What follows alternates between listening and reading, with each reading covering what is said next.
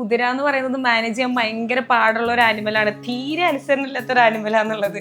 അഞ്ജു ചേച്ചിയുടെ ഹോഴ്സ് റൈഡിങ്ങിന്റെ ടൈമിൽ മറിഞ്ഞു വീണു കുറേ പ്രാവശ്യം പാവം ചാടിയുണ്ടായിരുന്നു ഹോസ്റ്റലിന്റെ പുറത്ത്. കുറെ കഴിഞ്ഞ് ഞങ്ങൾക്ക് ബോറടിച്ച് ഞങ്ങൾ പോന്നു.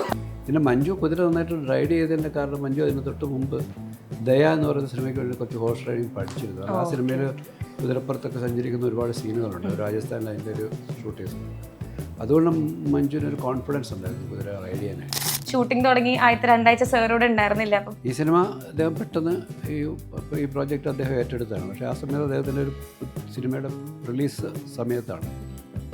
അദ്ദേഹത്തിൻ്റെ റിലീസിൻ്റെ തിരക്കിൽ അദ്ദേഹം പോയപ്പോൾ എൻ്റെ അടുത്ത് പറഞ്ഞു, ഞാൻ റിലീസ് കഴിഞ്ഞേ വരുള്ളൂ, ഷൂട്ട് നടക്കട്ടെ എന്ന് പറഞ്ഞു. അങ്ങനെ ഒരു 2 വീക്സ് അദ്ദേഹം ഇല്ലാതെയാണ് ലൊക്കേഷനിൽ. ആക്ച്വൽ പ്രൊഡ്യൂസർ ഇല്ല, അദ്ദേഹത്തിനെ റെപ്രസെൻറ്റേറ്റീവ് പ്രൊഡക്ഷൻ മാനേജർ ആരെങ്കിലും കൊണ്ടാവുന്നില്ലാതെ. മെയിൻ റീസൺ എന്ന് വെച്ച് കഴിഞ്ഞാൽ സിബി നേരത്തെ ചെയ്ത സിനിമകളൊക്കെ എനിക്കറിയാം, ഞാൻ കണ്ടിട്ടുള്ള സിനിമകളാണ്. സിബീനെ പറ്റി എനിക്കറിയാം. രണ്ടാമത്തെ കാര്യം എന്ന് വെച്ച് കഴിഞ്ഞാൽ ഈ സബ്ജക്റ്റ് എന്നിലേക്ക് വന്ന് ഞാൻ അത് ഏറ്റെടുക്കുന്ന സമയത്ത് നാച്ചുറലി ഞങ്ങൾ തമ്മിലൊക്കെ ഒരു ഇൻട്രാക്ഷൻ ഉണ്ടാവുമല്ലോ. എന്ന് വെച്ച് കഴിഞ്ഞാൽ ഇതിൻ്റെ സബ്ജക്റ്റ് ഡിസ്കഷൻ കാര്യങ്ങൾ ഇങ്ങനെ വന്ന് നമ്മൾ ആർട്ടിസ്റ്റിനെ ഫിക്സ് ചെയ്യുന്നു. ഇത് നമുക്കൊരു കോൺഫിഡൻസ് തന്നെയാണ്. എന്ന് വെച്ച് കഴിഞ്ഞാൽ ഞാൻ എന്ത് ചിന്തിക്കുന്നു അത് തന്നെയാണ് സിബി എൻ്റെ അടുത്ത് പറയുന്നത്. അത് തന്നെ എൻ്റെ രഞ്ജിത്ത് ഞങ്ങൾ 3 പേരും കൂടി ഇരുന്ന് ഡിസ്കസ് ചെയ്യണത്. അപ്പോൾ ഇതിൽ എന്നെ മനസ്സിലാക്കുന്ന 2 പേര് എന്ന് പറയുന്നതാണ് സിബിയും രഞ്ജിത്തും. അദ്ദേഹം തമിഴ് സിനിമ ചെയ്തുകൊണ്ടിരുന്ന ഒരു പ്രൊഡ്യൂസറാണ്. അദ്ദേഹം മലയാളത്തിലേക്ക് ഒരു സിനിമ ചെയ്യാൻ എന്നെ അപ്രോച്ച് ചെയ്തതാണ്. അതിനുവേണ്ടി ഉണ്ടാക്കിയ ഒരു ബേസിക് സ്റ്റോറി അവിടെ നിന്നാണ് തുടങ്ങുന്നത്. പക്ഷേ അത് അദ്ദേഹത്തിന് ആ പ്രൊഡ്യൂസർക്ക് ആ സിനിമ വർക്കായില്ല. അപ്പം അതങ്ങനെ മാറ്റി വെച്ചിരിക്കുകയായിരുന്നു. അപ്പോൾ തമിഴിൽ നിന്നൊരു പ്രൊഡ്യൂസർ ഇങ്ങോട്ട് ഒരു പ്രോജക്റ്റിനോട്ട് അപ്രോച്ച് ചെയ്തപ്പോൾ എന്നാൽ പിന്നെ ഈ സബ്ജക്റ്റ് തമിഴിൽ ചെയ്യാം എന്ന് പറഞ്ഞു. കാരണം തമിഴിലും കളർഫുൾ മൂവീസ് എന്ന് പറയുമ്പോൾ ഞാൻ ചെയ്യുന്നത് വളരെ സീരിയസ് സിനിമ ഒരു പക്ഷേ അവിടെ വർക്കാകത്തില്ല. അങ്ങനെയാണ് ഇത് ചിന്തിച്ചത്. അങ്ങനെ അതിൻ്റെ ഒരു ഷൂട്ടിംഗ് തുടങ്ങുന്നതിന് തൊട്ട് മുമ്പ് അത് ഡ്രോപ്പ് ചെയ്യേണ്ടി ഒരു പാട്ട് മാത്രം ഷൂട്ട് ചെയ്തു. അത് കഴിഞ്ഞപ്പോൾ അത് ഡ്രോപ്പ് ചെയ്തു. ഞങ്ങൾ ഊട്ടിയിലേക്ക് പോകാനായിട്ട് തയ്യാറായി നിൽക്കുന്ന സമയത്താണ് അത് പെട്ടെന്ന് ആ project മാറിപ്പോയത്.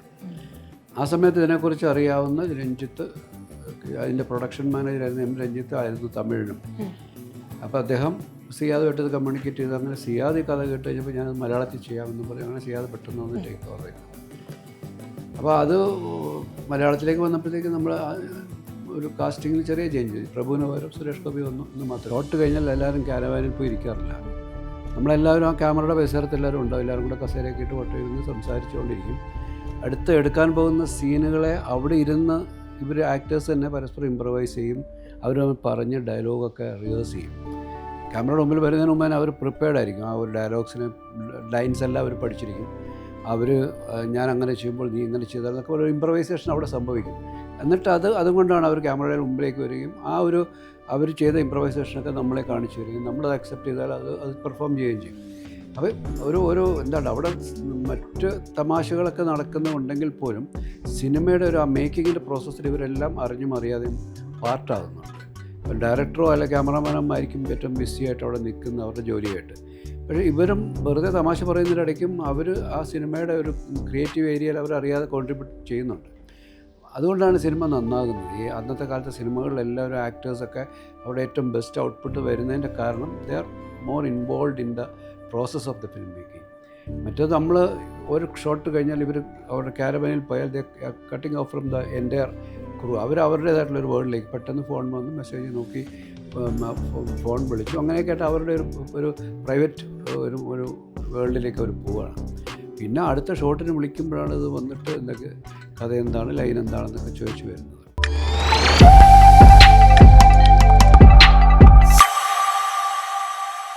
Hi, hello viewers. You're watching me on Saina South Plus and this is me, Faustina here. Summer and Bethlehem എന്നൊരു ബ്യൂട്ടിഫുൾ ഫിലിം നമ്മുടെ റീ റിലീസിന് ഒരുങ്ങുന്ന സമയത്ത് എൻ്റെ കൂടെ നിന്ന് ഇൻ്റർവ്യൂവിന് ജോയിൻ ചെയ്തിട്ടുള്ളത് നമ്മുടെ എല്ലാവരുടെയും പ്രിയപ്പെട്ട സിയാദ് സർ, സിബി സർ, അതുപോലെ തന്നെ ടീം കസിൻസ്. അപ്പം എല്ലാവർക്കും വെൽക്കം ടു ദ ഷോ. എനിക്ക് ശരിക്കും ഞാൻ കണ്ടു വളർന്നൊരു സിനിമയിലെ ആൾക്കാരൊക്കെ മുമ്പിൽ വന്നിരിക്കുമ്പം എനിക്ക് ഭയങ്കര ഒരു എക്സൈറ്റ്മെൻ്റ് ഉണ്ട്. അതുപോലെ തന്നെ ഒരു ഫീലിംഗ് ഓഫ് ബ്ലെസ്ഡ് ആണ് ഇപ്പോൾ ശരിക്കും തോന്നുന്നത് കേട്ടോ. എനിക്ക് തോന്നുന്നു summer and Bethlehem റിലീസാവുന്നത് September 4th, 1908 ആ ഒരു കാലഘട്ടത്തിലാണ്. സിനിമയിലേക്കൊക്കെ വരുന്നേക്ക് മുന്നേ ആ ഒരു കാലഘട്ടത്തെ പറ്റി പറയാതിരിക്കാൻ പറ്റില്ല. എനിക്ക് തോന്നുന്നു ഒരു ഗോൾഡൻ ടൈം ഓഫ് അല്ലെങ്കിൽ ഒരു ഗോൾഡൻ ഇറ ഓഫ് സിനിമ എന്ന് ശരിക്കും നമുക്ക് എടുത്ത് പറയാൻ പറ്റും. അതായത് മുൻനിര നായകന്മാരുടെ എല്ലാം സിനിമ ഒരുമിച്ച് വരുന്നു, ഹിറ്റുകൾ വാരിക്കൊണ്ട് പോകുന്ന ഒരു കാലഘട്ടം. പഞ്ചാബി ഹൗസ് ആയിക്കോട്ടെ, ഹരികൃഷ്ണൻസ് ആയിക്കോട്ടെ, സമ്മറൻ ബത്ലഹം ആയിക്കോട്ടെ, അങ്ങനെ കുറേ അധികം പടങ്ങൾ. ശരിക്കും ഞാൻ എപ്പോഴും ആലോചിച്ചിട്ടുണ്ട്, ഇപ്പോഴത്തെ ഒരു കാലഘട്ടത്തിൽ നോക്കുകയാണെങ്കിൽ എല്ലാ പടങ്ങളും അങ്ങനെ വിജയിക്കുന്നില്ലെങ്കിലും അന്നത്തെ ഒരു കാലഘട്ടം നോക്കുകയാണെങ്കിൽ റിപ്പീറ്റ് വാല്യൂ കൂടുതലുള്ള പടങ്ങളാണ് എപ്പോഴും ഉള്ളത്. ഇപ്പം എനിക്കാണെങ്കിലും അന്നത്തെ സിനിമകൾ എന്ന് പറയുന്നത് ഇപ്പോഴും എനിക്കറിയാവുന്ന അല്ലെങ്കിൽ ഞാൻ എൻജോയ് ചെയ്യുന്ന പടങ്ങളാണ്. ശരിക്കും അന്നത്തെ സിനിമകൾ നിർമ്മിക്കുമ്പോൾ ഉള്ള ഒരു രസക്കൂട്ട് എന്തായിരുന്നു സർ? ഇല്ല, നീ പറഞ്ഞ പോലെ കുറച്ചും കൂടെ ഒരു എന്താണ് ഫാമിലി ഓഡിയൻസിനെയൊക്കെ നമ്മൾ കൺസിഡർ ചെയ്തുകൊണ്ടുള്ള കഥകളാണ് വരുന്നത് അല്ലേ. കുറച്ചുകൂടെ ഫാമിലി ബോണ്ടിങ്ങുള്ള, നല്ല പാട്ടുകളുള്ള, നല്ല ഇമോഷണൽ കണ്ടൻറ്റുള്ള സിനിമകളായിരുന്നു. അപ്പോൾ അത് നമ്മളൊക്കെ സിനിമകൾ ചെയ്യുന്ന കാലത്ത് ഓഡിയൻസ് അത്തരം സിനിമകളാണ് ആഗ്രഹിച്ചിരുന്നത്. അത്തരം സിനിമകൾ വളരെ രീതിയിൽ സ്വീകരിക്കപ്പെട്ടു. ഈ സിനിമ തിയേറ്ററിൽ കണ്ട് മറന്നു പോകുന്ന അല്ലെങ്കിൽ അവിടെ ഉപേക്ഷിച്ചിട്ട് പോകുന്ന സിനിമയിൽ ഇത് അവരുടെ കൂടെ സഞ്ചരിക്കും. ഈ സിനിമ വർഷങ്ങൾ കഴിഞ്ഞാലും നമ്മൾ ആ സിനിമയെ ഓർത്തിരിക്കും, അതിലെ കഥാപാത്രങ്ങളെ, അതേ കഥയെ, അതിൻ്റെ രംഗങ്ങളെയൊക്കെ നമ്മുടെ ഓർമ്മയിലുണ്ടാവും. ഇപ്പോൾ സമ്മറൻ ബത്ലഹം അങ്ങനെ തന്നെയാണ്. ആൾക്കാർ ഇത്ര കാലം കഴിഞ്ഞാൽ അവരുടെ ഉള്ളിൽ ആ സിനിമയുടെ ഓരോ ഡയലോഗും ഓരോ സീനുമൊക്കെ അവർ വീണ്ടും വീണ്ടും അത് ഇപ്പോൾ പുതിയ കാലത്തിൽ ഈ സോഷ്യൽ മീഡിയ വന്നതോടുകൂടി അല്ലെങ്കിൽ യൂട്യൂബ് കാര്യങ്ങളൊക്കെ വന്നതോടുകൂടി ഇതിൻ്റെയൊക്കെ ചില റീൽസൊക്കെ കാണാൻ കഴിയുന്നു, അല്ലെങ്കിൽ ഇതിനെ തന്നെ റീവാച്ച് ചെയ്യാനുള്ള അവസരങ്ങളുണ്ടാകുന്നു. പക്ഷേ അങ്ങനെയൊക്കെ ഉള്ളൊരു ഒരു പുതിയ ജനറേഷൻ ഇതിനെ കാണാൻ ആഗ്രഹിക്കുന്നു എന്നുള്ളൊരു തോന്നലിൽ നിന്നാണ് നമ്മളിതൊരു റിലീസിനെ കുറിച്ചൊക്കെ ചിന്തിക്കുന്നത്. കുറച്ചുകൂടെ ക്വാളിറ്റിയിൽ അന്ന് സിനിമ തിയേറ്ററിൽ കാണാൻ സാധിക്കാതിരുന്ന ഒരു ജനറേഷൻ കൂടി തിയേറ്ററിൽ വന്ന് ഇത് കണ്ട് ആസ്വദിക്കാനുള്ളൊരു ചിന്തയിൽ നിന്നാണ് ഇത് റിലീസിലേക്ക് വരുന്നത്. ഓക്കെ. ഇപ്പം ഈ പറഞ്ഞ പോലെ അന്നത്തെ കാലഘട്ടവും ഇന്നത്തെ കാലഘട്ടവും ഭയങ്കര വ്യത്യാസമുണ്ട്. വ്യൂവേഴ്സ് ആണെങ്കിലും ഭയങ്കര വ്യത്യാസമുണ്ട്. ഇപ്പോൾ സാർ പറഞ്ഞ പോലെ തന്നെ ഒരു സിനിമ നമ്മൾ കാണുമ്പോൾ അതിൽ നിന്ന് എടുക്കാൻ നമുക്ക് എന്തെങ്കിലും ഒരു വാല്യൂ പണ്ടത്തെ സിനിമകളിൽ ഉണ്ടായിരുന്നു ഇപ്പോഴത്തെ സിനിമകളെ അപേക്ഷിച്ചിട്ട്. ഇപ്പം അന്നത്തെ കാലഘട്ടം പറയുന്ന ഫാൻസിൻ്റെ കാര്യം പറയുമ്പോഴാണെങ്കിലും ഇന്ന് എപ്പോഴെങ്കിലുമൊക്കെ ചിലപ്പോഴെങ്കിലൊക്കെ ഈ പറഞ്ഞ പോലെ ഫാൻസ് തമ്മിലുള്ള തല്ലും അല്ലെങ്കിൽ ഡീഗ്രേഡിംഗ് ഒക്കെ വരുന്ന സമയത്ത് അന്നത്തെ കാലത്ത് നോക്കുകയാണെങ്കിൽ തിയേറ്ററുകളിൽ ഇപ്പം ആരുടെ സിനിമയാണെങ്കിലും ആ സിനിമ അർഹിക്കുന്ന രീതിയിലുള്ള വാല്യൂ കിട്ടിയിട്ട് അർഹിക്കുന്ന രീതിയിലുള്ള കയ്യടികൾ കിട്ടി സിനിമകൾ പോകാറുണ്ട്. അപ്പം ആസ് എ പ്രൊഡ്യൂസർ നോക്കുന്ന സമയത്ത് അല്ലെങ്കിൽ ആസ് എ പ്രൊഡ്യൂസർ ഉള്ള ഡയറക്ടറിൻ്റെ ഒരു പെർസ്പെക്റ്റീവ് നോക്കുമ്പോൾ ആ ഒരു മാറ്റത്തെ സാർ എങ്ങനെയാണ് കാണുന്നത്? ഞാൻ അന്നും ഇന്നും ഒരേ ഇതിലാണ് കാണുന്നത്. ഫിലിം പ്രൊഡക്ഷൻ എന്ന് പറയുന്ന ഒരു സംഭവം ഇതിലേറ്റവും എൻ്റെ കാഴ്ചപ്പാടിൽ നമ്മൾ സിബി ആണെങ്കിലും ഏത് ഡയറക്ടേഴ്സ് ആണെങ്കിലും അല്ലെങ്കിൽ റൈറ്റർ ആണെങ്കിലും അതിലെ ക്രൂ ആണെങ്കിലും എല്ലാം ഒരു സാഹോദര്യത്തിൻ്റെ ഒരു ബോണ്ടിങ് ഉണ്ട് അവിടെ. ആ ബോണ്ടിങ് ഉണ്ടെങ്കിലേ സിനിമയും നന്നാവുള്ളൂ എന്ന് വിശ്വസിക്കുന്ന ഒരാളാണ്. അത് ഏത് ടൈപ്പ് സിനിമയാണെങ്കിലും. പക്ഷേ ഓരോരുത്തരുടെ ടേസ്റ്റാണ്. ഒരു പ്രൊഡ്യൂസറിൻ്റെ ടേസ്റ്റ് ആണ്. ഞാനൊരിക്കലും ആക്ഷൻ ഓറിയൻറ്റഡ് അങ്ങനെ വലിയ അതിലേക്കൊന്നും എനിക്ക് താല്പര്യമില്ല. ഇതേമാതിരിയുള്ള സിനിമകളാണ് അന്നും ഇന്ന് ഞാൻ നിർമ്മിച്ചേക്കുന്നത്. അപ്പോൾ നാച്ചുറലി അങ്ങനെ ഒരു ബോണ്ടിങ് അത് ഇന്ന് നഷ്ടപ്പെട്ടു പലപ്പോഴും. എന്ന് വെച്ചാൽ ഒരു കാരവാൻ സമ്പ്രദായമൊക്കെ വന്നപ്പോഴത്തേക്കും ഓരോ ഷോട്ടും കഴിഞ്ഞിട്ട് ആൾക്കാരെ അന്വേഷിച്ച് നമ്മൾ കാരവനിൽ പോകണം. അങ്ങനെയല്ല. ഇപ്പോൾ ഈ കുട്ടികളൊക്കെ തന്നെ എന്തുകൊണ്ട് ഇത്രയും ഫ്രീ ആയിട്ട് എന്നോട് സംസാരിക്കുന്നു, ഇത്രയും ഇങ്ങനെ ഒരു ഇതിൽ വരുന്നു. അന്ന് ഞങ്ങൾ അങ്ങനെയായിരുന്നു. ഞങ്ങൾ തമ്മിൽ അങ്ങനെ ഞാൻ പ്രൊഡ്യൂസറാണ് അല്ല സിബി ഗ്രേറ്റ് ഡയറക്ടറാണ് എന്നുള്ളൊരു കാഴ്ചപ്പാടിലല്ല ഇവരാരും ഞങ്ങളോട് മൂവ് ചെയ്തേക്കണം. ഞങ്ങൾ ഇവരോട് കൊണ്ടു നടന്നു. അപ്പോൾ അത് കാരണം അതാണ് ഈ ബോണ്ടിങ്. അത് എന്നും ഹ്യൂമൻ ബീയിങ്സിനൊരു ബോണ്ടിങ് ഉണ്ടെങ്കിൽ എന്നും ലാസ്റ്റ് ചെയ്യും എന്ന് പറഞ്ഞതിന് ഉദാഹരണമാണ് ഇവരൊക്കെ ഇപ്പം ഞങ്ങൾ വിളിച്ചപ്പോൾ ഓടി എത്തിയതും. ഇപ്പോൾ വന്നപ്പോഴും എനിക്കത് ഫീൽ ചെയ്തു. നിങ്ങളുടെ അടുത്ത് ഇവർ ഇൻട്രാക്ട് ചെയ്യുന്ന രീതിയാണെങ്കിലും നിങ്ങൾ ഇവരെ നോക്കുന്ന ട്രീറ്റ് ചെയ്യുന്ന രീതിയാണെങ്കിലൊക്കെ ഭയങ്കര ഒരു ഫാമിലി കണക്ഷൻ എനിക്കിവിടെ കാണാൻ പറ്റി ശരിക്കും വന്നപ്പോൾ. അപ്പോൾ അത് നാച്ചുറലി അത് എവിടെ കിട്ടുന്നു അതനുസരിച്ച് സബ്ജക്റ്റ് നന്നാവും, സീൻസ് നന്നാവും. നമുക്ക് അങ്ങോട്ടും ഇങ്ങോട്ടും പണ്ട് കാലത്തൊക്കെ നമ്മൾ ഈ ഒരു സീൻ നേരത്തെ സിയാദ് പറഞ്ഞ പോലെ ഷോട്ട് കഴിഞ്ഞാൽ എല്ലാവരും കാരവാനിൽ പോയി ഇരിക്കാറില്ല. നമ്മളെല്ലാവരും ആ ക്യാമറയുടെ പരിസരത്ത് എല്ലാവരും ഉണ്ടാവും. എല്ലാവരും കൂടെ കസേരയൊക്കെ ഇട്ട് വട്ടമിരുന്ന് സംസാരിച്ചു കൊണ്ടിരിക്കും. അടുത്ത് എടുക്കാൻ പോകുന്ന സീനുകളെ അവിടെ ഇരുന്ന് ഇവർ ആക്ടേഴ്സ് തന്നെ പരസ്പരം ഇമ്പ്രവൈസ് ചെയ്യും. അവർ പറഞ്ഞ് ഡയലോഗൊക്കെ റിഹേഴ്സ് ചെയ്യും. ക്യാമറയുടെ മുമ്പിൽ വരുന്നതിന് മുമ്പേ അവർ പ്രിപ്പയർഡ് ആയിരിക്കും. ആ ഒരു ഡയലോഗ്സിനെ ലൈൻസ് എല്ലാം അവർ പഠിച്ചിരിക്കും. അവർ ഞാൻ അങ്ങനെ ചെയ്യുമ്പോൾ നീ ഇങ്ങനെ ചെയ്താൽ എന്നൊക്കെ ഒരു ഇമ്പ്രവൈസേഷൻ അവിടെ സംഭവിക്കും. എന്നിട്ട് അതുകൊണ്ടാണ് അവർ ക്യാമറയുടെ മുമ്പിലേക്ക് വരികയും അവർ ചെയ്ത ഇമ്പ്രവൈസേഷനൊക്കെ നമ്മളെ കാണിച്ചു തരികയും നമ്മളത് അക്സെപ്റ്റ് ചെയ്താൽ അത് പെർഫോം ചെയ്യുകയും ചെയ്യും. അപ്പോൾ എന്താണ് അവിടെ മറ്റ് തമാശകളൊക്കെ നടക്കുന്നുണ്ടെങ്കിൽ പോലും സിനിമയുടെ ആ മേക്കിങ്ങിൻ്റെ പ്രോസസ്സിൽ ഇവരെല്ലാം അറിഞ്ഞും അറിയാതെയും പാർട്ടാകുന്നുണ്ട്. ഇപ്പോൾ ഡയറക്ടറോ അല്ല ക്യാമറാമാനമായിരിക്കും ഏറ്റവും ബിസിയായിട്ട് അവിടെ നിൽക്കുന്ന അവരുടെ ജോലിയായിട്ട്. പക്ഷേ ഇവരും വെറുതെ തമാശ പറയുന്നതിനിടയ്ക്കും അവർ ആ സിനിമയുടെ ഒരു ക്രിയേറ്റീവ് ഏരിയയിൽ അവരറിയാതെ കോൺട്രിബ്യൂട്ട് ചെയ്യുന്നുണ്ട്. അതുകൊണ്ടാണ് സിനിമ നന്നാകുന്നത്. ഈ അന്നത്തെ കാലത്തെ സിനിമകളിലെല്ലാവരും ആക്ടേഴ്സൊക്കെ അവിടെ ഏറ്റവും ബെസ്റ്റ് ഔട്ട്പുട്ട് വരുന്നതിൻ്റെ കാരണം they are more involve in the process of the film making. മറ്റേത് നമ്മൾ ഒരു ഷോട്ട് കഴിഞ്ഞാൽ ഇവർ അവരുടെ ക്യാരവാനിൽ പോയാൽ they cutting off from the entire crew. അവരുടേതായിട്ടുള്ളൊരു വേൾഡിലേക്ക് പെട്ടെന്ന് ഫോൺ വന്ന് മെസ്സേജ് നോക്കി ഫോൺ വിളിച്ചു, അങ്ങനെയൊക്കെ ആയിട്ട് അവരുടെ ഒരു പ്രൈവറ്റ് ഒരു വേൾഡിലേക്ക് അവർ പോവുകയാണ്. പിന്നെ അടുത്ത ഷോട്ടിന് വിളിക്കുമ്പോഴാണ് ഇത് വന്നിട്ട് എന്തൊക്കെ കഥ എന്താണ്, ലൈൻ എന്താണെന്നൊക്കെ ചോദിച്ചു വരുന്നത്. ഇപ്പം ഈ പറഞ്ഞ പോലെ അന്ന് ക്യാരവനൊന്നും ഉണ്ടായിരുന്നില്ല എന്ന് പറഞ്ഞു. നിങ്ങളൊക്കെ ചെറിയ കുട്ടികളെ ഇറന്നിട്ടുണ്ടാവുമെന്ന്. പക്ഷെ എന്നാലും എനിക്ക് തോന്നുന്നു ഇങ്ങനെ നമ്മൾ ഇവരൊക്കെ ആയിട്ട് ഇൻവോൾവ് ചെയ്യുന്ന സമയത്ത് നമുക്ക് ഇവരിൽ നിന്ന് അല്ലെങ്കിൽ ഇവരുടെ ഒരു പോയിന്റ്സ് ഓഫ് വ്യൂ എന്നൊക്കെ കണ്ടു പഠിക്കാൻ കുറേ ഉണ്ടായിരുന്നിട്ടുണ്ടാവുമല്ലോ. അന്ന് അങ്ങനെ പഠിക്കാനുള്ളൊരു പ്രായം ഉണ്ടായിരുന്നോ, അല്ലെങ്കിൽ അങ്ങനെ എന്തെങ്കിലുമൊക്കെ പഠിച്ചിട്ടുണ്ടോ? ഇല്ല, അന്ന് പഠിക്കാനുള്ള ഏജ് ഒന്നും ഇല്ല. നമുക്കെല്ലാം 7, 6 ആ ഒരു പ്രായമാണ്. അപ്പൊ നമുക്ക് അങ്ങനെ കുറച്ചും കൂടെ എൽഡർ ആയിരുന്നെങ്കിൽ മേ ബി. അപ്പൊ അങ്ങനത്തെ ഒരു ഇതില്ല.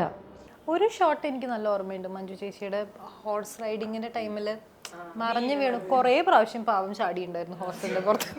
കുറെ കഴിഞ്ഞ് ഞങ്ങൾക്ക് ബോറടിച്ച് ഞങ്ങൾ പോന്നു. അത് കുറേ ടേക്ക് എടുക്കേണ്ട വന്നു. ഞാനും ആലോചിച്ചിരിക്കും. ഞാൻ ഇങ്ങനെ കേട്ടിട്ടുണ്ട് ഈ കുതിര എന്ന് പറയുന്നത് മാനേജ് ചെയ്യാൻ ഭയങ്കര പാടുള്ള ഒരു ആനിമലാണ്, തീരെ അനുസരണമില്ലാത്ത ഒരു ആനിമലാന്നുള്ളത്. അപ്പം ഞാൻ ആലോചിച്ചിട്ടുണ്ട് ഇത് കുതിര പൊന്തേം വേണം, അതേ സമയത്ത് വീണ സമയത്ത് വേദന എടുക്കരുത്, ഇതുപോലെ കുറേ കൺസേൺസ് ഉണ്ടാവുമല്ലോ നമുക്ക്. അപ്പം അത് ഇങ്ങനെ ഡീൽ ചെയ്തു എന്ന് ഞാൻ ശരിക്കും ആദ്യമേ ചോദിക്കണം എന്ന് വിചാരിച്ചിരുന്നതാണ്. അപ്പം അത് കുറേ ടേക്സ് പോയിട്ടുണ്ടായിരുന്നോ? ഉണ്ടാവണം, ഇവർക്കൊക്കെ ഓർമ്മയുണ്ടല്ലോ, ഉണ്ടാവണം. ഇത് മഞ്ജു ആ സമയത്ത് അതിന് മുമ്പ് ചെയ്ത ഒരു ആംഗിളിൽ നല്ല എടുക്കുന്നതും അതെ സിനിമ പല വീഴുന്ന ഒരു ഷോട്ട്, സുരേഷ് വന്നിരിക്കുന്നു, കൈ പൊക്കുന്നു, അങ്ങനെ കട്ട് ഷോട്ട്സ് ഉണ്ട്. പിന്നെ മഞ്ജു കുതിര നന്നായിട്ട് റൈഡ് ചെയ്തതിൻ്റെ കാരണം മഞ്ജു അതിന് തൊട്ട് മുമ്പ് ദയ എന്ന് പറയുന്ന സിനിമയ്ക്ക് വേണ്ടി കുറച്ച് ഹോഴ്സ് റൈഡിങ് പഠിച്ചിരുന്നു. കാരണം ആ സിനിമയിൽ കുതിരപ്പുറത്തൊക്കെ സഞ്ചരിക്കുന്ന ഒരുപാട് സീനുകളുണ്ട്. രാജസ്ഥാനിൽ അതിൻ്റെ ഒരു ഷൂട്ടേഴ്സുണ്ട്. അതുകൊണ്ട് മഞ്ജുവിനൊരു കോൺഫിഡൻസ് ഉണ്ടായിരുന്നു കുതിര റൈഡ് ചെയ്യാനായിട്ട്.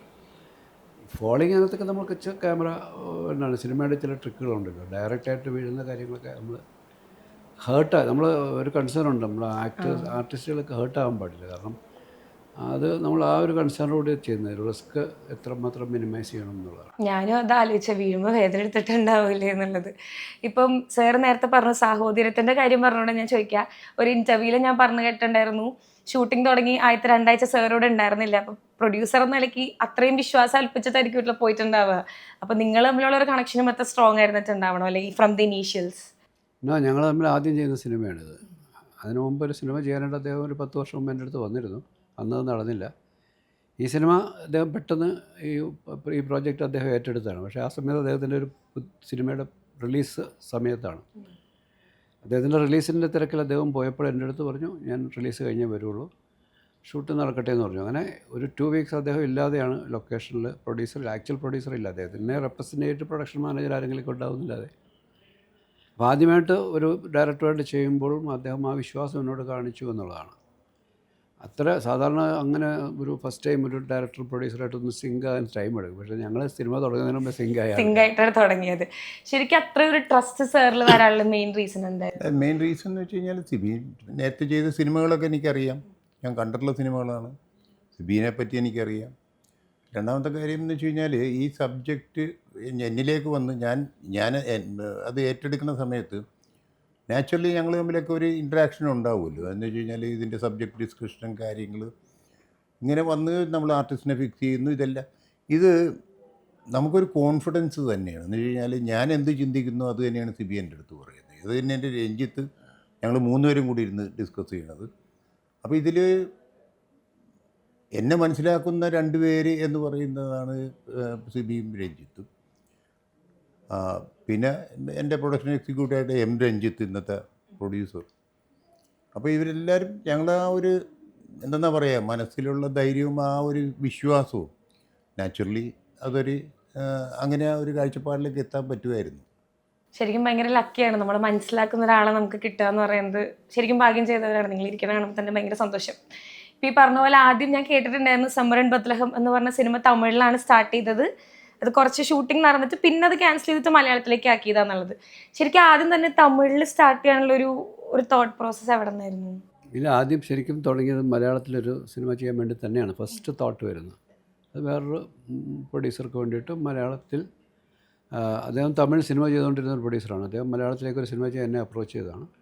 അതിനുവേണ്ടി ഉണ്ടാക്കിയ ഒരു ബേസിക് സ്റ്റോറി അവിടെ നിന്നാണ് തുടങ്ങുന്നത്. പക്ഷേ അത് അദ്ദേഹത്തിന് ആ പ്രൊഡ്യൂസർക്ക് ആ സിനിമ വർക്കായില്ല. അപ്പം അതങ്ങനെ മാറ്റി വെച്ചിരിക്കുകയായിരുന്നു. അപ്പോൾ തമിഴിൽ നിന്ന ഒരു പ്രൊഡ്യൂസർ ഇങ്ങോട്ട് ഒരു പ്രോജക്റ്റിനോട്ട് അപ്രോച്ച് ചെയ്തപ്പോൾ എന്നാൽ പിന്നെ ഈ സബ്ജക്റ്റ് തമിഴിൽ ചെയ്യാം എന്ന് പറഞ്ഞു. കാരണം തമിഴിലും കളർഫുൾ മൂവീസ് എന്ന് പറയുമ്പോൾ ഞാൻ ചെയ്യുന്നത് വളരെ സീരിയസ് സിനിമ ഒരു പക്ഷേ അവിടെ വർക്കാകത്തില്ല. അങ്ങനെയാണ് ഇത് ചിന്തിച്ചത്. അങ്ങനെ അതിൻ്റെ ഒരു ഷൂട്ടിംഗ് തുടങ്ങുന്നതിന് തൊട്ട് മുമ്പ് അത് ഡ്രോപ്പ് ചെയ്യേണ്ടി വന്നു. തുടങ്ങുന്നതിന് മുന്നേ നമ്മൾ ഒരു പാട്ട് മാത്രം ഷൂട്ട് ചെയ്തു. അത് കഴിഞ്ഞപ്പോൾ അത് ഡ്രോപ്പ് ചെയ്തു. ഞങ്ങൾ ഊട്ടിയിലേക്ക് പോകാനായിട്ട് തയ്യാറായി നിൽക്കുന്ന സമയത്താണ് അത് പെട്ടെന്ന് ആ പ്രോജക്റ്റ് മാറിപ്പോയത്.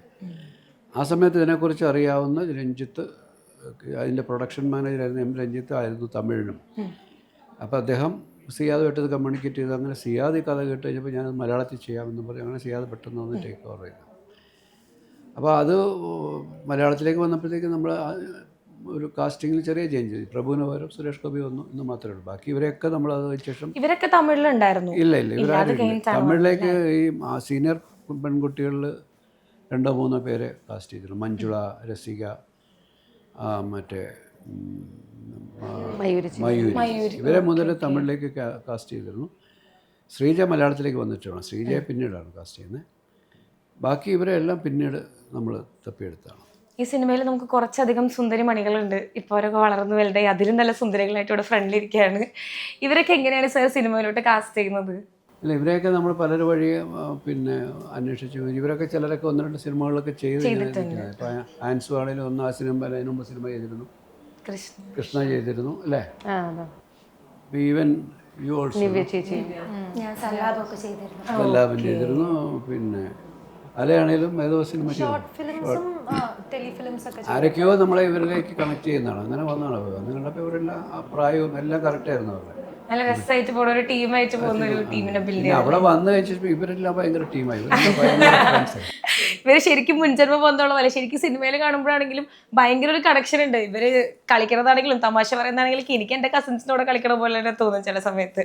ശരിക്കും നിങ്ങൾക്ക് ഇങ്ങനെ ഒരു ഓപ്പർച്യൂണിറ്റി വന്ന സമയത്ത് ഇപ്പം നമ്മുടെ ഉള്ളിൽ ഇപ്പം അത്ര ചെറുതായിരുന്നപ്പോൾ നമുക്ക് ക്ലാസ്സിൽ പോകണ്ട അങ്ങനത്തെ കാര്യങ്ങൾ മാത്രമല്ല ആ സമയത്ത് ഉള്ളിൽ വരുന്നുണ്ടായിരുന്നുള്ളൂ. ശരിക്കും ഇങ്ങനെ ഒരു ഓഫർ വന്നു ഫസ്റ്റ് ഡേ സെറ്റിൽ വന്നപ്പോൾ നിങ്ങൾക്ക് ഉണ്ടായിരുന്ന ഒരു എക്സൈറ്റ്മെന്റ് എന്തായിരുന്നു? ഇത് ആക്ച്വലി ഒരു vacation time April May full ഈ വെക്കേഷൻ ടൈമിലായിരുന്നു. പിന്നെ ആ ലൊക്കേഷന്റെ ഒരു മനോഹാരിത ഉണ്ടായിരുന്നു. ഏറ്റവും അട്രാക്റ്റീവ് ആയത് ഔട്ട് ഹൗസിലത്തെ കുറെ ഡോൾസ്. ഞങ്ങൾക്ക് ഒരു സീൻ ഉണ്ടല്ലോ അതില് ടെന്നസ് കുറെ ഡോൾസ്. എനിക്ക് പേഴ്സണലി ആ ഡോൾസിനെ ആദ്യം കണ്ടപ്പോഴായിരുന്നു എന്റെ കണ്ണൊക്കെ തള്ളി. വലിയ ടെഡി ബെയറിനെ ഒന്നും ഞാൻ അപ്പൊ കണ്ടിട്ടില്ല. അപ്പൊ മനസ്സിലായി ഇതൊരു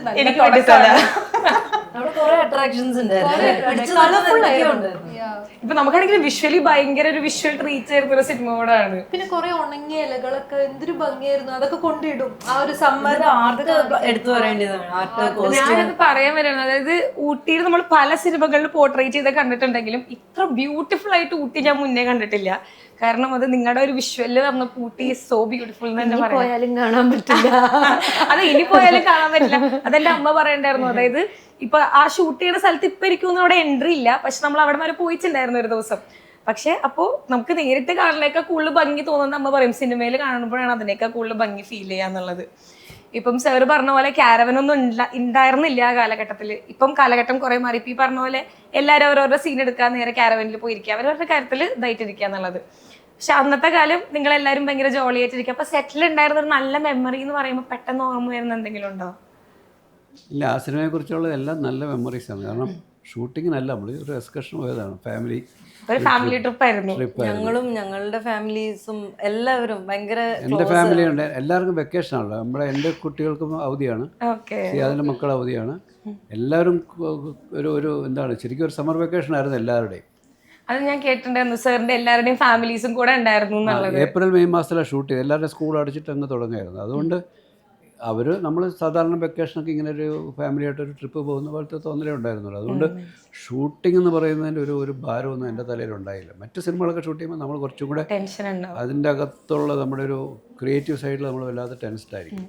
പക്ഷെ ഇവിടെ അതില്ല. ഇവിടെ വളരെ റിലാക്സാണ്. കാരണം ആ സിനിമയുടെ കഥയും അങ്ങനെ തന്നെയാണ്. എല്ലാ തമാശകളും പാട്ടും എല്ലാം ഒരു കളർഫുള്ളായിട്ടുള്ള ഒരു എന്താണ് ഒരു എൻ്റർടൈൻമെൻറ്റ് മൂഡിലാണ് എല്ലാവരും ഉണ്ടായിരുന്നത്. എല്ലാവരും ജോളിയായിട്ട് എൻജോയ് ചെയ്തൊരു സിനിമ അല്ലേ? ഇപ്പം സാറ് പ്രൊഡക്ഷൻ എനിക്ക് തോന്നുന്നു കുറേ വർഷങ്ങൾക്ക് മുന്നേ തുടങ്ങിയതാണ് പ്രൊഡ്യൂസ് ചെയ്യുക എന്നുള്ളൊരു സംഭവം. ഇപ്പം അതുകൊണ്ട് തന്നെ ഈ സിനിമയുടെ ഒരു ഇൻഡസ്ട്രിയുടെ ജേർണി നല്ലപോലെ അറിയുന്ന കണ്ടിട്ടുള്ള ഒരാളായിരിക്കും, മാറ്റങ്ങളും എങ്ങനെയായിരുന്നു മുന്നേ എന്നുള്ളതും.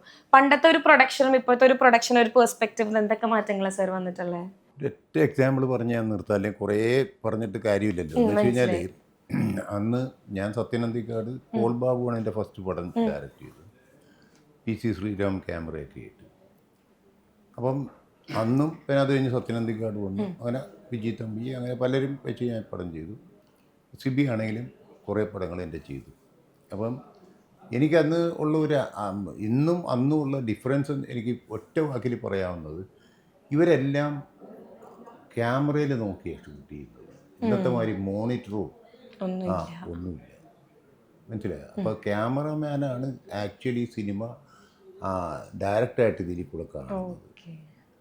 അത് ഒരു ഡയറക്ടറിൻ്റെ പെർസ്പെക്റ്റീവിൽ അതൊന്ന് ആലോചിച്ച് നോക്കുക. അപ്പോൾ ആ ഒരു പ്രോസസ്സ് മാറിയിട്ട് ഇന്ന് അപ്പോൾ അവിടെ ഈ കോമ്പിനേഷൻ ഷോട്ട്സിൽ കട്ടും എല്ലാം പറയുന്ന ഡയറക്ടർ. അപ്പം അദ്ദേഹത്തിൻ്റെ മനസ്സിലുള്ള സിനിമയാണ് സിനിമയായിട്ട് വരുന്നത്. ഇന്ന് അതല്ല. ഇന്ന് മോണിറ്റർ വെച്ചിട്ട് എത്രത്തോളം ഷോട്ട്സ് അത് അവിടെ നിന്ന് എടുക്കുക, അതിൻ്റെ ആവശ്യം എന്താണെന്നുള്ളത് എനിക്ക് ഇപ്പോഴും മനസ്സിലായിട്ടില്ല. ഒരേ ഷോട്ട്സ് തന്നെ പല ആംഗിളിൽ എടുക്കുക, ആ ഷോട്ട്സ് യൂസ് ചെയ്യാതിരിക്കുക, അതൊക്കെ വേസ്റ്റേജ് ഓഫ് പണിയാണ്, wastage of money and time. അപ്പോൾ ഇതാണ് അതിൻ്റെ ഡിഫറൻസ്. എന്ന് വെച്ച് കഴിഞ്ഞാൽ അന്ന് തീർച്ചയായിട്ടും അതൊരു ഇൻ്റലക്ച്വൽ വർക്കാണ്, ഡയറക്ടറിൻ്റെ ഇൻ്റലക്ച്വൽ വർക്കാണ് സിനിമ ഷൂട്ടിങ്. ആ സബ്ജക്റ്റ് പറയേണ്ട വിധത്തിൽ പറയുക എന്നുള്ളത്. സ്ക്രിപ്റ്റ് റൈറ്റർ അതേമാതിരി എഴുതും. അപ്പോൾ അത് ഫോളോ ചെയ്ത് അത് ക്യാമറമാനോട് എക്സ്പ്ലെയിൻ ചെയ്ത് ഇന്ന മാതിരിയുള്ള ഷോട്ട്സാണ് വെക്കുന്നത്, ഇന്ന മാതിരിയുള്ള ലൈറ്റാണ് അവിടെ വേണ്ടത്. ഇതെല്ലാം ഇദ്ദേഹത്തിൻ്റെ നിയന്ത്രണത്തിലാണ് പോയിക്കൊണ്ടിരിക്കുന്നത്. അതിന് മോണിറ്ററിൻ്റെ സഹായം വേണ്ട, മറ്റുള്ള എന്തെന്നാ പറയുക ഇപ്പോഴത്തെ സ്ക്രീൻ എന്ന് പറയുന്ന സഹായം വേണ്ട. ഇത് കഴിഞ്ഞാൽ ഷോട്ട് കഴിഞ്ഞ് കഴിഞ്ഞാൽ ഇമ്മീഡിയറ്റ് ആയിട്ട് എല്ലാ ആർട്ടിസ്റ്റും എന്തിനെ വെറുതെ നിൽക്കുന്ന ചായ കൊടുക്കുന്ന ആൾക്കാർ വരെയും വന്നിട്ട് ഇതിൽ ഒളിഞ്ഞു നോക്കിക്കൊണ്ടിരിക്കുന്ന ആ സിസ്റ്റം ഇല്ല. മനസ്സിലായോ? അപ്പം ഇറ്റ്സ് വെരി സാഡ്. അപ്പം പിന്നെ പലരും കയറി അഭിപ്രായങ്ങൾ പറയണേ. പിന്നെ എന്തിനാ ഡയറക്ടറിൻ്റെ ആവശ്യം? ഒരു ഡയറക്ടറിനെ നമ്പി സിനിമ ചെയ്യണമെങ്കിൽ ആ ഡയറക്ടറിൻ്റെ പ്രോസ്പെക്റ്റീവിലുള്ള കാര്യങ്ങളല്ലേ നമ്മൾ മനസ്സിലാക്കേണ്ടത്. അത് ഡിസ്കസ് ചെയ്ത് അത് ഉറപ്പിച്ചതിന് ശേഷമാണ് ആ കഥയിലേക്ക് നമ്മൾ പോകുന്നത്. നാച്ചുറലി അത് തന്നെയാണ് ഇപ്പോഴത്തെ ചേഞ്ച്.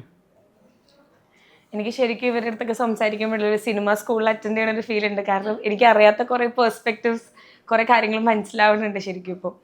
അതുപോലെ തന്നെ സമ്മർ ഇൻ ബത്ലഹേമിന്റെ കാര്യത്തിലോട്ട് വരുമ്പോൾ ഈ പറഞ്ഞ സുരേഷ് ഗോപി ചേട്ടൻ പറഞ്ഞിട്ടുണ്ടായിരുന്നു, അതായത് ഏറ്റവും കൂടുതൽ വെയിറ്റ് ചെയ്യുന്ന ഒരു റീ റിലീസ് എന്ന് പറയുന്നത് സമ്മർ ഇൻ ബത്ലഹേം ആണെന്നുള്ളത്. കുറേ നാൾ മുന്നേ പറഞ്ഞൊരു കാര്യമാണ്. അതുപോലെ തന്നെ കുറേ ആർട്ടിസ്റ്റുകളൊക്കെ പറഞ്ഞു കേട്ടുള്ളൊരു കാര്യമാണ് സമ്മർ ഇൻ ബത്ലഹേത്തിന് വേണ്ടി വെയിറ്റ് ചെയ്തിരിക്കുന്നതായിരുന്നു. ശരിക്കും റീ റിലീസ് എന്ന് പറഞ്ഞ ട്രെൻഡ് സ്റ്റാർട്ട് ചെയ്തപ്പോൾ തുടങ്ങി നിങ്ങളുടെ ഉള്ളിൽ ഉണ്ടായിരുന്നോ ഇത് നമുക്ക് ചെയ്യണം എന്നുള്ളൊരു സംഭവം? ഇല്ല, നമ്മൾ റീ റിലീസ് എന്ന് പറയുന്നൊരു തോട്ട് വരുന്നത് ഈ സിനിമയ്ക്ക് മുമ്പ് നമ്മൾ ദേവദൂതൻ ചെയ്തപ്പോഴാണ്. ദേവദൂതനെ സംബന്ധിച്ചുള്ള അന്ന് ഫെയിലറായ ഒരു സിനിമയാണ് അത്. പക്ഷേ ഒരു പുതിയ തലമുറയിലെ ആൾക്കാർ ആ സിനിമയെ സോഷ്യൽ മീഡിയയിലൂടെയൊക്കെ അതിനെപ്പറ്റി ഡിസ്കസ് ചെയ്യാൻ തുടങ്ങി. ആ സിനിമയെ പറ്റിയുള്ള അവരുടെ ഒരു അപ്രീസിയേഷൻസൊക്കെ കേൾക്കാൻ തുടങ്ങിയപ്പോൾ അത് തിയേറ്ററിലേക്ക് വീണ്ടും കൊണ്ടുവന്ന് കാണാൻ ആഗ്രഹിക്കുന്ന ഒരു വലിയ കൂട്ടം ആൾക്കാരുണ്ടെന്നുള്ള ബോധ്യം വന്നു. അപ്പോൾ അതുകൊണ്ടാണ് നമ്മളത് റീ റിലീസ് റീമാസ്റ്റേർഡ് ആയിട്ടുള്ള അതിൻ്റെ ആ സിനിമയ്ക്ക് ഉണ്ടായിരുന്നൊരു ഗുണമെന്ന് പറയുന്നത് അത് ആദ്യത്തെ DTS സിനിമയായിരുന്നു മലയാളത്തിലെ. അപ്പോൾ അതുകൊണ്ട് സൗണ്ട് ട്രാക്കൊക്കെ വളരെ നമുക്ക് ഒരുപാട് സ്ട്രെയിൻ വേണ്ടി വന്നില്ല അതിൻ്റെ റീമാസ്റ്ററിങ്ങും ചെയ്യാനായിട്ട്. അന്നൊന്നും നമ്മൾ ഇതിൻ്റെ റീ റിലീസിനെ കുറിച്ച് ചിന്തിച്ചില്ല. പക്ഷേ അതിൻ്റെ സക്സസ് വന്നപ്പോൾ നമുക്ക് അങ്ങനെ ഒരു കോൺഫിഡൻസ് കിട്ടിയത്. പിന്നീട് വീണ്ടും ഇതേപോലെ തന്നെ സമ്മർ അന്ന് സക്സസ് ആയ സിനിമയായിട്ട് പോലും രണ്ടാമതും അത് കാണാനായിട്ടുള്ള ഒരു ഓഡിയൻസിൻ്റെ ഒരു ഡിസ്കഷൻസ് ഈ സോഷ്യൽ മീഡിയയിൽ കാണാൻ തുടങ്ങിയപ്പോഴാണ് നമ്മൾ അതിനെക്കുറിച്ച് ചിന്തിച്ചത്. പിന്നെ അതിനെപ്പറ്റി നമ്മൾ അതിനുവേണ്ടി ഒന്ന് ശ്രമിച്ചു തുടങ്ങിയപ്പോൾ ഇത് നല്ല ക്വാളിറ്റിയുള്ള പ്രിൻ്റ് കിട്ടി. അപ്പോൾ ഇത് അതേ അന്നത്തെ കണ്ടതിനേക്കാൾ മികച്ച ക്വാളിറ്റിയിൽ ഒരു വിഷ്വൽസ് നമുക്ക് തിയേറ്ററിൽ കൊടുക്കാൻ പറ്റുമെന്നൊരു കോൺഫിഡൻസ് ഉണ്ട്. റീ റിലീസ് എന്നും പറഞ്ഞിട്ട് ഒരു നല്ല ടെക്നിക്കൽ ക്വാളിറ്റി ഇല്ലാതെ കൊണ്ടുവരുന്ന പോലെ നമ്മൾ ചെയ്യാറില്ല. നമ്മൾ ഏറ്റവും ബെസ്റ്റ് പെർഫെക്ഷനിലേ അത് കൊണ്ടുവരാൻ ശ്രമിക്കാറുള്ളൂ. അത് ഇതിനകത്ത് ഇതിപ്പോൾ ഈ സമ്മർ ഇൻ ബത്ലഹേം എന്ന് പറയുന്ന ഈ സിനിമയുടെ റീ റിലീസ് വേർഷൻ, ഈ റീമാസ്റ്റേർഡ് വേർഷൻ എന്ന് പറയുന്നത് അന്നത്തെ സിനിമയെക്കാളും വിഷ്വൽ ക്വാളിറ്റിയും സൗണ്ട് ക്വാളിറ്റിയും ഒരേപോലെ കിട്ടും, മെയിൻറ്റെയിൻ ചെയ്തിട്ട്. നമ്മൾ ഇതിനകത്ത് എന്തെങ്കിലും അഡീഷണലി ആഡ് ചെയ്തിട്ടുണ്ടോ? ഇല്ല, പുതുതായിട്ടൊന്നും ചേർത്തിട്ടില്ല. ഞാൻ വിചാരിച്ചു നമ്മുടെ പൂച്ചയുടെ കാര്യം ഇതിനകത്ത് നമുക്ക് കണ്ടുപിടിക്കാൻ പറ്റും. അതിനെക്കുറിച്ച് ഞങ്ങൾ ഒരു ഡിസ്കഷൻ സ്റ്റേജിൽ ആ പൂച്ചയുടെ കാര്യം റിവീൽ ചെയ്യുന്നതിനെക്കുറിച്ചുള്ള ഒരു പുതിയ അഡീഷണൽ ഷൂട്ട് വെച്ചിട്ട് ചെയ്യാമെന്ന് ആലോചിച്ചിരുന്നു. പക്ഷെ അതത്ര ചിലപ്പോൾ വർക്ക് ആയില്ലെങ്കിലോ എന്നുള്ളൊരു കൺഫ്യൂഷൻ ഉണ്ട്. കാരണം ആൾക്കാരുടെ വലിയ രീതിയിൽ നമ്മൾ ഫേസ് ചെയ്ത ചോദ്യമാണത്. അത് കറക്റ്റായിട്ട് നമ്മളൊക്കെ അതിനെ കൊണ്ട് പ്ലേസ് ചെയ്യാൻ പറ്റിയില്ലെങ്കിൽ ചിലപ്പോൾ അത് തിരിച്ചടിക്കും. ഞാൻ ഈ പറഞ്ഞ പോലെ ഭയങ്കര ക്യൂരിയോസിറ്റി, ആദ്യമായിട്ടാണ് സിനിമ കണ്ടിട്ട് ഇത്രയും വർഷം ഒരു ക്യൂരിയോസിറ്റി ഉള്ളിൽ നിൽക്കുന്നത്. ഞാൻ അപ്പോൾ തുടങ്ങി ആലോചിക്കുന്ന കാര്യം, അതായത് ഈ സ്ക്രിപ്റ്റ് എഴുതുന്ന സമയത്ത് അല്ലെങ്കിൽ ഇതിൻ്റെ ഒരു കഥ തുടങ്ങുന്ന സമയത്ത് തൊട്ട് നിങ്ങളുടെ ഉള്ളിൽ ഒരു ക്യാരക്ടർ, അതിൽ ഒരു കസിൻസിൽ ഒരാളുടെ ഇത് ഉള്ളിൽ മൈൻഡിൽ വെച്ചിട്ടാണോ സ്ക്രിപ്റ്റ് പോയിക്കൊണ്ടിരുന്നത്? അത് രഞ്ജിത്തിനടുത്ത് ചോദിക്കണം. ഞാനാണെങ്കിൽ ഞാൻ ജ്യോതി എന്നിട്ടുള്ള ചേച്ചി ആയിരിക്കുമോ എന്ന് ഞാനിങ്ങനെ ആലോചിച്ചു. ആരാ? ജ്യോതി എന്നിട്ടൊരു ക്യാരക്ടർ ഇല്ലേ, മറ്റേ ശ്രീജയ ചെയ്തത്. കാരണം ഞാൻ ആലോചിച്ചെന്ന് വെച്ച് കഴിഞ്ഞാൽ ഇതിനകത്ത് ഈ ജ്യോതി എന്ന് പറഞ്ഞ ചേച്ചി ഓരോ ഡ്രസ്സിനും ഓരോ നെയിൽ പോളിഷ് ആണല്ലോ ഇടാം. അപ്പൊ ഈ പൂച്ചേര് പിടിച്ചേക്കുന്ന റെഡ് നെയിൽ പോളിഷ് ആണ്. അത് കഴിഞ്ഞ് കാണിച്ചിട്ടുള്ള ഷോട്ടിൽ റെഡ് ഫ്രോക്ക് ആയിട്ടേക്കണേ. അപ്പൊ ഞാൻ ഇനി ആ ചേച്ചി ആയിരിക്കോ? രഞ്ജിത്തിന്റെ ഏറ്റവും വലിയ എന്താ പറയുക ഇന്റലിജൻസ് എന്ന് പറയുന്ന അതാണ് ഇതിന്റെ സ്ക്രിപ്റ്റിങ്. ഇതിന്റെ എവിടെയും പ്രണയമുണ്ട്. മഞ്ജുവിന്റെ ക്യാരക്ടർ എത്രയോ ലെയേഴ്സായിട്ടാണ് അതിൽ വന്നേക്കുന്നത്. ഒരു സൈഡിൽ അവരുടെ വേദനകൾ, അവരുടെ പ്രണയം, എന്നാലും മറ്റുള്ളവരുമായിട്ട് ഹാപ്പി ആയിട്ട് മൂവ് ചെയ്യണം, ഡാൻസ് ചെയ്യണം, പാട്ട് പാടണം, ഇങ്ങനെയുള്ള കുറേ കാര്യങ്ങൾ അതിൽ പറയുന്നുണ്ട്.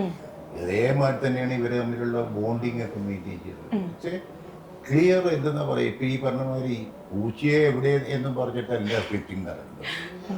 പൂച്ചയെ അത് അങ്ങനെ വന്നപ്പോഴത്തേക്കും അങ്ങനെ തന്നെ ഇരിക്കട്ടെ എന്നുള്ളത് ഞങ്ങൾ അപ്പോഴുള്ള ഞങ്ങളുടെ തലവേദന ഈ നിരഞ്ജൻ എന്ന് പറഞ്ഞ ക്യാരക്ടർ ആര് ചെയ്യും എന്നുള്ളത്, അല്ലാതെ പൂച്ചയെ ആരും അന്വേഷിച്ച് പോകണമെന്നുള്ളതല്ലായിരുന്നു.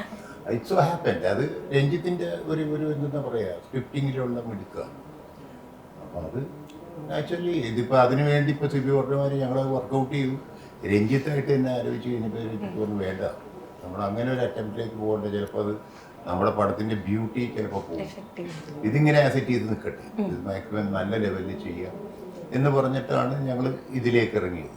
അല്ലാതെ അഡീഷണൽ ആയിട്ട് ചെയ്തിട്ട് പിന്നെ ലെങ്ത് വൈസും ഇന്നത്തെ കാലത്ത് വെട്ടയും വെട്ടുന്ന സിനിമ കണ്ടിറങ്ങുന്ന ഒരു പ്രക്രിയ വേണം.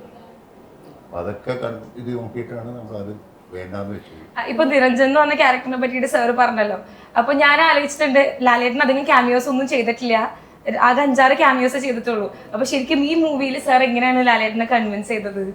കൺവിൻസ് ചെയ്യേണ്ട കാര്യമൊന്നുമില്ല, പോയി നേരെ പറഞ്ഞു ഓക്കെ, അത്രേ ഉള്ളൂ. നമ്മൾ ഒരുപാട് സിനിമകൾ ചെയ്തൊരു ബന്ധമുണ്ടല്ലോ. അദ്ദേഹത്തിന്റെ പ്രൊഡക്ഷൻ തന്നെ ഞാൻ ഒരു 3 പടം സ്വന്തം അദ്ദേഹത്തിന്റെ പ്രൊഡക്ഷൻ തന്നെ ഞാൻ ചെയ്തു. National award.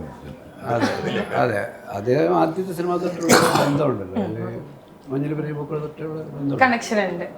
പിന്നെ ഞാനും രഞ്ജിത്തും കൂടെയാണ് അദ്ദേഹത്തെ പോയി കാണുന്നത് ബാംഗ്ലൂരിൽ. അദ്ദേഹം ആ സമയത്ത് ഒരു മാസത്തേക്ക് റെസ്റ്റ് എടുത്ത് ചില ആയുർവേദ ചികിത്സയൊക്കെയായിട്ട് ഇങ്ങനെ ഇരിക്കുകയാണ്. അപ്പോഴാണ് സാർ പോയി കണ്ട് സംസാരിച്ചത്. അപ്പോൾ ജസ്റ്റ് വന്ന് കണ്ട് എന്താ പരിപാടി എന്നൊക്കെ ചോദിച്ച കാര്യം പറഞ്ഞു. 1 ദിവസത്തെ 2 ദിവസത്തെ പരിപാടി എന്താ ചെയ്യാൻ, അത്രേ ഉള്ളൂ. അല്ലാതെ ഒരു കൺവിൻസ് ചെയ്യാൻ മാത്രമോ കഥ പറയാനൊന്നും ഉണ്ടായില്ല. ഓക്കെ. ഇപ്പം ഈ പറഞ്ഞ പോലെ നമ്മുടെ സമ്മറൻ ബത്ലഹേം സിനിമ ഒരു റീറിലീസ് വരുമ്പോൾ ഇനിയും കുറേ അധികം ആർട്ടിസ്റ്റുകൾ ശരിക്കും നമ്മുടെ കൂടെ വേണമായിരുന്നു. ബട്ട് അവരുടെ ഒരു ആബ്സെൻസ് ശരിക്കും നമുക്ക് ഫീൽ ചെയ്യുന്ന ഒരു സംഭവമാണ്. ഇപ്പം മണിച്ചേരൻ്റെ ഒക്കെ ആണെങ്കിലും നമുക്ക് ഒരിക്കലും മലയാളികൾക്ക് മറക്കാൻ പറ്റാത്ത കുറേ മുഖങ്ങളുള്ളൊരു സിനിമയാണ്. അപ്പോൾ ഒരു സെക്കൻഡ് പാർട്ട് വരുവാണെങ്കിൽ നമുക്ക് ഇവരുടെ ഒന്നും ആബ്സെൻസ് ഒരിക്കലും കവറപ്പ് ചെയ്യാൻ പറ്റില്ലല്ലോ. അപ്പോൾ പിന്നെ നമ്മൾ എങ്ങനെ ഇപ്പോൾ സെക്കൻഡ് പാർട്ട് പ്ലാൻ ചെയ്യുന്നുണ്ടെങ്കിൽ അത് എങ്ങനെയായിരിക്കും? അല്ല, അതൊക്കെയാണ് നമ്മുടെ മുമ്പിലുള്ള ചലഞ്ചസ് എന്ന് പറയുന്നത്. സെക്കൻഡ് പാർട്ട് വരുമ്പോൾ ഇങ്ങനെ കുറേ ആൾക്കാർ മിസ്സാകുന്നുണ്ട്. പിന്നെ അവരുടെയും അടുത്ത ജനറേഷൻ്റെ കഥയായിരിക്കുമല്ലോ പറയുന്നത്. ഇതേപോലെ അവിടെ വീണ്ടും ഒത്തുകൂടുന്നൊരു പുതിയ തലമുറയിലെ കുട്ടികളായിരിക്കും ഈ പറയുന്ന ക്യാരക്ടേഴ്സിൻ്റെയൊക്കെ മക്കളും ഒക്കെയാണോ വരേണ്ടത്. അപ്പോൾ അതിന് പറ്റുന്നൊരു കഥ ഉണ്ടാകണം. ഇത്രമാത്രം എൻ്റർടൈനിങ് ആയിട്ടുള്ള ഒരു ഹ്യൂമറസ് ആയിട്ടുള്ള ഒരു മ്യൂസിക്കലായിട്ടുള്ള ഒരു സമ്മറൻ ബദ്ലഹേം കേൾക്കുമ്പോൾ ആൾക്കാരുടെ മനസ്സിലുണ്ടാകുന്ന ഒരു ഇമേജിൻ്റെ മുകളിൽ നിൽക്കുന്ന ഒരു സിനിമ ചെയ്യാൻ ഒരു കഥയുണ്ടായാൽ മാത്രമേ അത് സംഭവിക്കൂ.